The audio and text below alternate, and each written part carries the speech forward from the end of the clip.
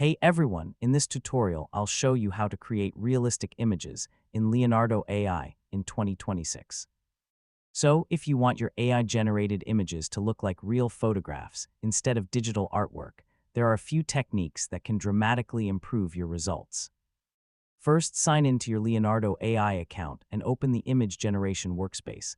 Once you're ready, start by creating a detailed prompt. Next, clearly describe the main subject of your image. Instead of using a simple description, include details such as appearance, clothing, age, expression, and other visual characteristics.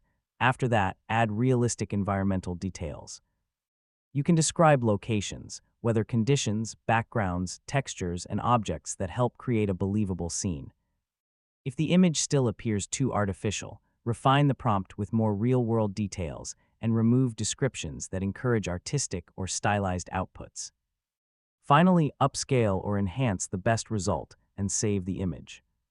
So, with enough experimentation, you'll be able to create highly realistic AI-generated images that closely resemble professional photography. And that's it.